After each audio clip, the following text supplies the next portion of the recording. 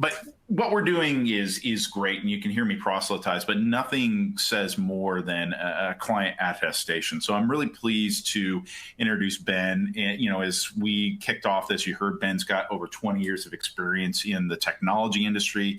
Ben, if you're anything like me, your hair was not gray or white when you started in this work. So the work itself definitely moves the needle. Joe, you probably had hair, and so we're all follically challenged now when it comes to what technology's done. But really, the work we do, similar to looking at what a strong DR strategy, everything that we do should feed back into the core mission and message of what we're trying to accomplish in our lines of business. And so maybe you could tell us a little bit about, why did Land of Lincoln even have to go back and revisit their resiliency capabilities? Yeah, so that's a good question. So Land of Lincoln, we've seen substantial growth in the last 3 to 4 years, and we outgrew our current disaster recovery capabilities. So we needed to do something different. Kind of like Joe was speaking about earlier. We had the backups, right, and we could restore with via tape or a digital tape library, whatever. We had all that in place, but it wasn't really serving our members it wasn't serving them the way they needed to be served, right? So we could restore. We were probably down for a day if we had to restore everything. We were down for multiple days if it was something major. So that was one reason. One of the other reasons would be in our annual IT audits, they noticed that, hey, Land of Lincoln, you've been growing. You really need to do something different here. Backup and restore is not going to cut it anymore. And maybe I got lucky. When I got here, we had just hired a new CEO as well. But he was big on IT investment. He came in, and it wasn't so much a blank check, but he decided, along with the senior executive team, that we're going to invest in IT, security, applications, infrastructure. And, disaster recovery really seemed like a logical first piece of that investment to me. Got it. So when you set out to do this, you obviously came to the determination, we could go at this alone, or we could choose a partner to help us along this journey. And, there's a lot of partners out there that can probably help in this area. What was the criteria that you used to determine the partner you wanted to work with?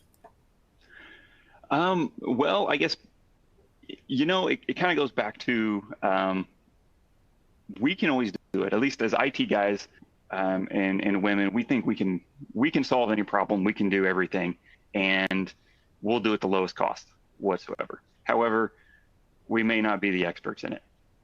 We may not have the skill sets, and that was our case here. We have a very light IT group here, and we get the job done. However, we don't have the knowledge to set up a full DRAS type solution or cloud-based disaster recovery solution.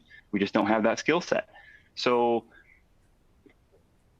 that was one of the main considerations right there. We didn't have the knowledge in-house to do something to the fullest, to do something great. We were looking at the security, right? The security of our data. This would have been moving to the cloud.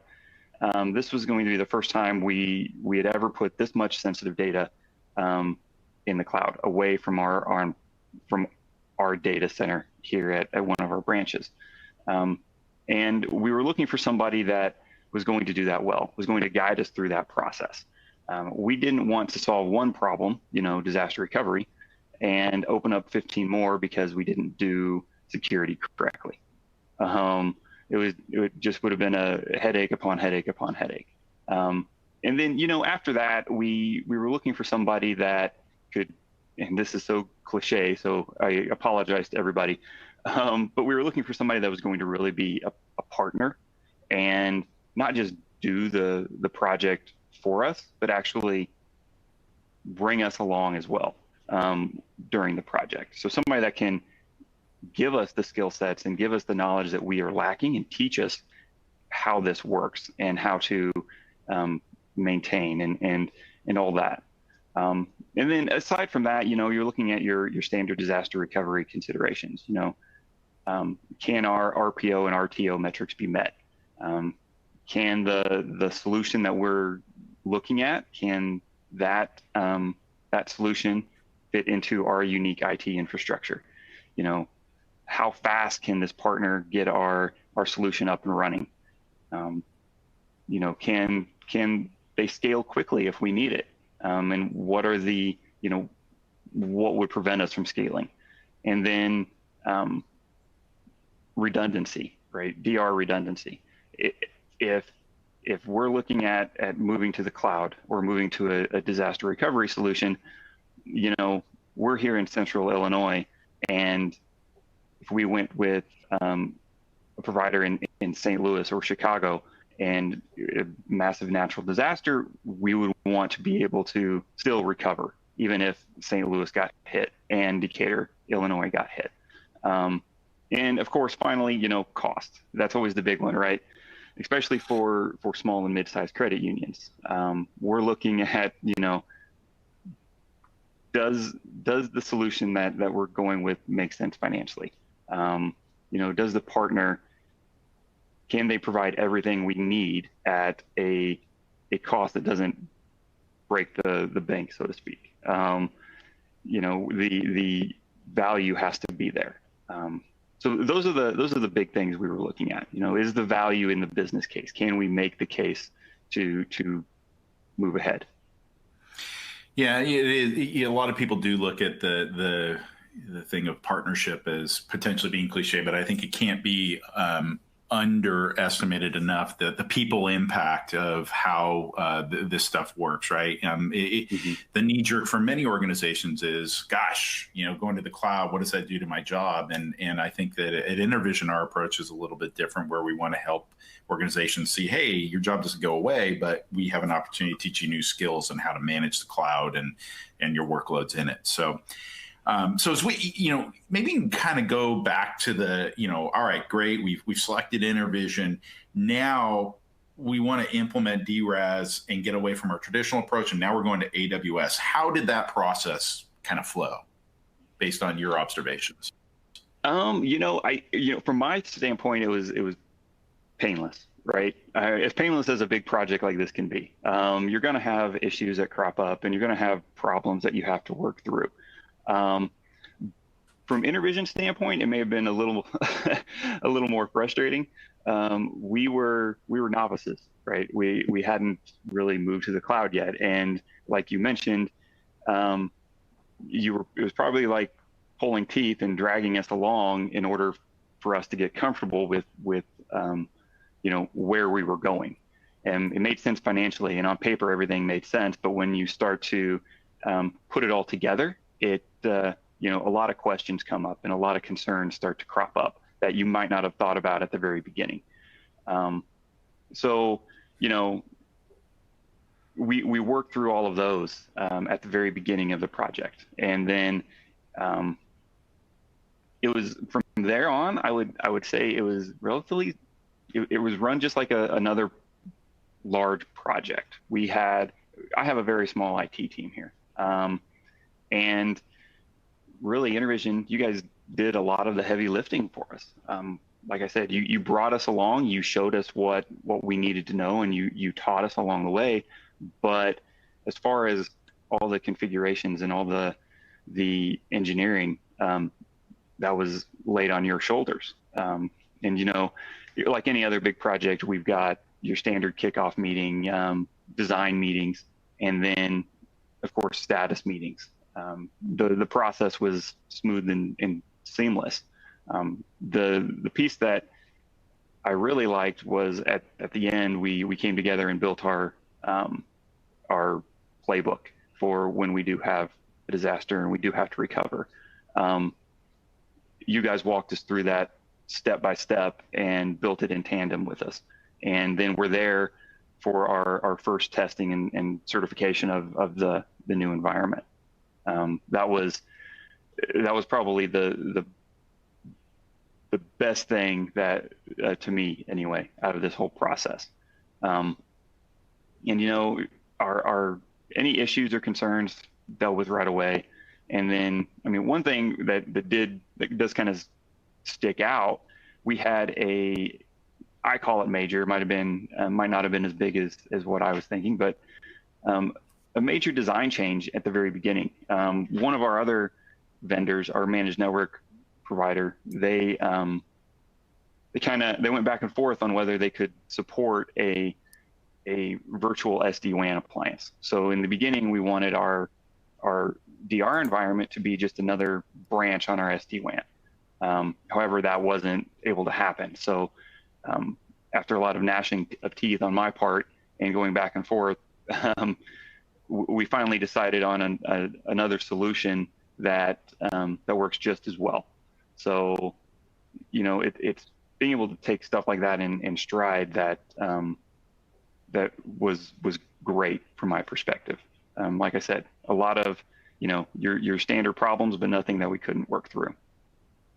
Well, rest assured, we were not frustrated with Land & Lincoln. You were kind of like your car mechanic that works on classic cars. We've seen it all. So you guys were a pleasure to work with. So you mentioned this was kind of your first step into a cloud journey.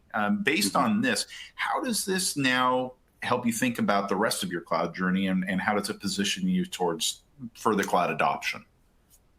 Yeah, I mean, this was really our first foray into the cloud. I mean, granted, we were using Office 365, but that was in a hybrid environment. This was our first fully cloud implemented solution. And from my perspective, I thought it would give us a good test. It gave us a good base on eventually moving more and more into the cloud. And at some point in the future, I really do feel like we won't have any on-prem solutions at Land & Lincoln. I don't know if that's 5 years from now, 10 years from now, whatever. But this is laying the foundation for us to move to that point. And then, I guess from another viewpoint, it's allowing me to bring the senior leadership team along. Anytime that we do our business continuity testing, or our business continuity or disaster recovery roundtable discussions, I'm constantly speaking about cloud and our DRaaS environment, and I'm just using that terminology with them so they get more and more used to it. So hopefully at some point they get so used to hearing, oh, cloud architecture, cloud infrastructure, cloud security, all of the very specific terms, and having our most sensitive data out there already. By the time we are ready to move to more and more cloud-based solutions and more of a cloud environment for our production environment, hopefully they'll be there with me, and it won't be such a struggle to get them to sign off on it. Yeah, and at the top of when I started in that first slide, one of the things I talked about was the importance of understanding the business objectives and goals, and then also the measurement, the value you're going to get back out of it, and how you're going to measure it. Maybe you can talk a little bit about what business value or outcomes Land & Lincoln's seen as a result of doing this, and how it's helping kind of feedback into optimizing your environment.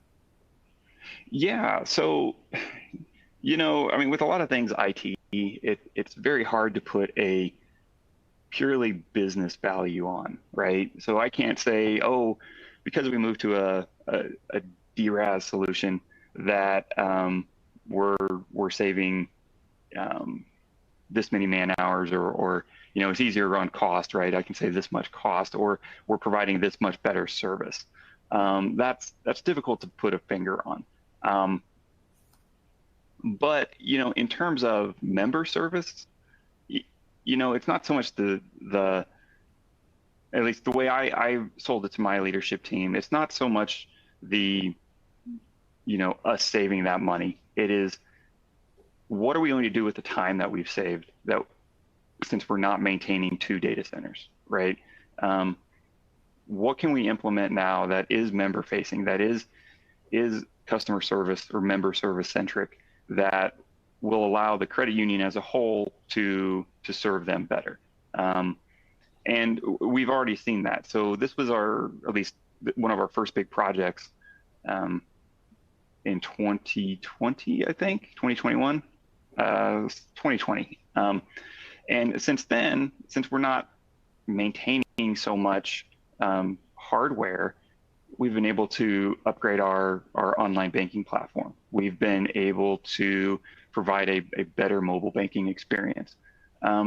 It's those types of outcomes that we were looking for. Where can we save the time, and especially with the small team, where can we save the time so we can focus on more important, well, I say more important to our member type of projects. And moving to this solution where it's all hosted in the cloud, it's as automated as we can possibly make it. And then on top of that, it's a white glove service with InterVision, where we don't really have to worry about it until it is time for us to test or we have a disaster.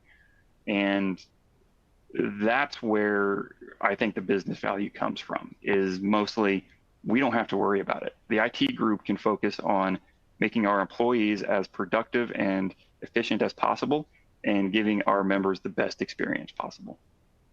Yeah, it's interesting. A lot of organizations look at their kind of the slice of their pie as, you know, the amount of effort they put into run versus grow versus transform. And it sounds like a significant amount of your effort was stuck in that run space, and now you've been able to trim some of that down and move your people effort into grow and transform, and maybe even some dollars as well. And that's ultimately kind of the weather vane that points north toward a successful project.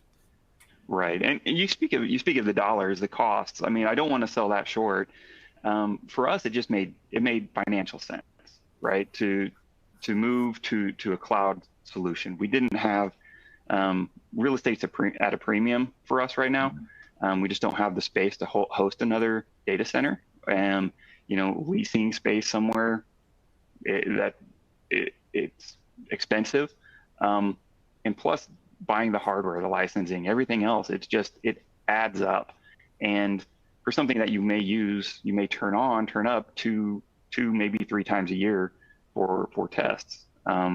It just made sense financially as well. Yeah, for sure. Well, anything else you want to make sure that we highlight relative to anything we've got on the slide here, or any other things you want to make sure our audience knows about your experience? Not much. I will put in a plug. I'll let everybody know I didn't talk to Dustin about this or InterVision about this, but the white glove service is top notch. He mentioned it earlier, and one of the reasons we went with it was, like I said, small IT team. We're here all in one not a very diverse geographical area. So if we get hit with a disaster, an ice storm that knocks us out, a tornado, whatever, my entire IT team is going to be dealing with that in their personal lives. And it's nice to be able to pick up the phone, call, and say, hey, can you start standing up our environment? And then come in and